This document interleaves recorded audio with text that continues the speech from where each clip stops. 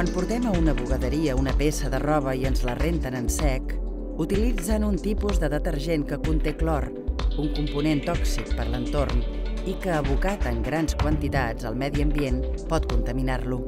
L'anomenada química verda busca nous compostos que tinguin les mateixes propietats que aquests components, com la d'eliminar la brutícia, però que siguin menys tòxics per a l'entorn. La química sostenible aspira a trobar dissolvents i reactius industrials que no generin residus ni siguin contaminants per a les persones i el planeta.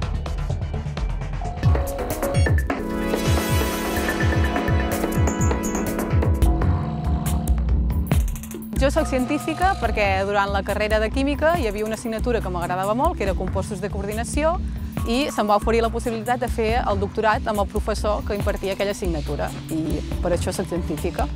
Anna Company és directora d'investigació del Departament de Química de la Universitat de Girona. Ha rebut el Premi Clara Immerwahr per a dones científiques i el Premi a joves investigadors de la Reial Societat Espanyola de Química. Els processos d'oxidació són reaccions químiques molt comunes en la fabricació de fàrmacs. Científics com l'Anna busquen substituir els metalls contaminants que participen en aquests processos per d'altres de menys tòxics. Tradicionalment aquestes oxidacions es fan amb metalls que poden ser molt tòxics, com el permanganat, l'osmi, el ruteni.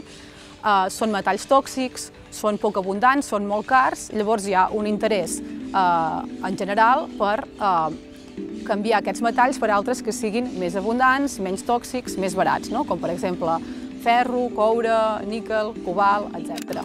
Els científics han comprovat l'efectivitat del ferro com a substitut en alguns processos oxidatius i recentment s'han explorat el níquel i el cobalt. I agafem els metalls, els modifiquem d'alguna manera, modifiquem el seu entorn, i a partir d'aquesta modificació de l'entorn podem aconseguir uns compostos que ens donen unes propietats o unes altres. Intentem aconseguir les combinacions de metall i entorn que ens donen les propietats que volem i que milloren el que hi ha actualment. La indústria farmacèutica inverteix en recerca científica de materials menys tòxics per no haver de pagar grans indemnitzacions en el cas d'una catàstrofe mediambiental.